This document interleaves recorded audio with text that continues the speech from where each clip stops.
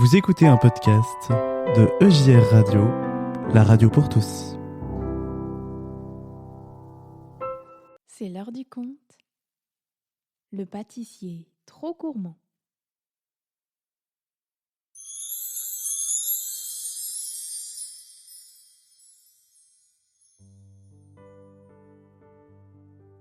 Hector regarde la vitrine de sa pâtisserie avec satisfaction.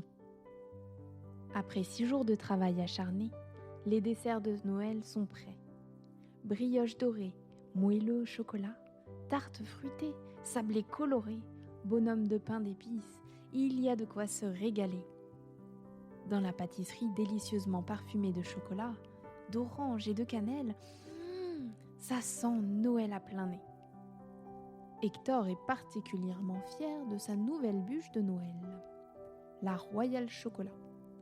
Avec son biscuit croustillant, son cœur fondant au caramel et sa mousse onctueuse au chocolat au lait, a tout pour ravir les papilles des gourmands. Sur le nappage chocolaté, une série de sapins en nougatine saupoudrés de sucre glace donne à chaque bûche des airs de forêt enneigée. C'est appétissant à souhait. Hector se sert une toute petite part, juste pour goûter. Nom d'un chou à la crème, que c'est bon! S'exclame le pâtissier, la bouche pleine de chocolat et de caramel. Je vais en reprendre un petit morceau. De bouchée en bouchée, Hector n'arrive plus à s'arrêter. 1 heure plus tard, il se fige horrifié devant sa vitrine à moitié vide. Catastrophe! Il a mangé toutes les bûches. Hector est désespéré. Dans quelques jours, c'est Noël. Il n'aura jamais le temps de tout refaire. Ding dong! La sonnette de la porte de la pâtisserie vient de le tirer de ses sombres pensées. Ce sont Thomas et Alice, 2 enfants du village.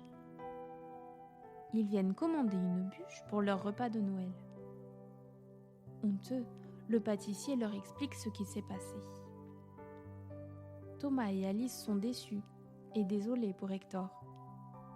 Devant la détresse du pâtissier, Alice a une idée. Pour préparer son cœur à Noël, elle essaye de rendre chaque jour un service à quelqu'un. Pourquoi ne pas donner un coup de main à Hector ?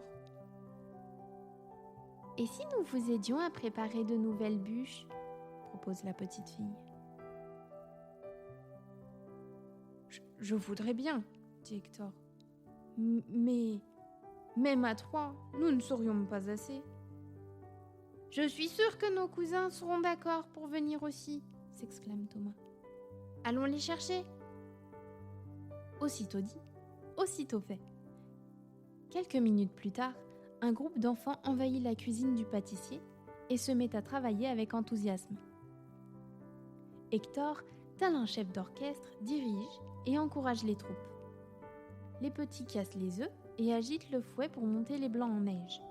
Les plus grands pèsent les ingrédients et suivent la cuisson des biscuits. Les préparations sont réparties dans les grands saladiers et les enfants utilisent toute leur force pour bien les mélanger. Le caramel est répandu sur les biscuits et un peu sur les habits. Les sapins sont découpés dans la nougatine. Après plusieurs heures d'efforts, les bûches sont terminées. Bien sûr, le résultat n'est pas parfait. Il y a quelques traces de doigts sur le nappage en chocolat et les sapins en nougatine ne sont pas tout à fait alignés. Mais quelle importance! Tout le monde s'est bien amusé et les desserts sont prêts. Les enfants ne repartent pas les mains vides. Pour les remercier, Hector a offert à chacun une bûche de Noël. Ils rentrent chez eux heureux et fiers d'avoir été, le temps d'une après-midi, de vrais pâtissiers.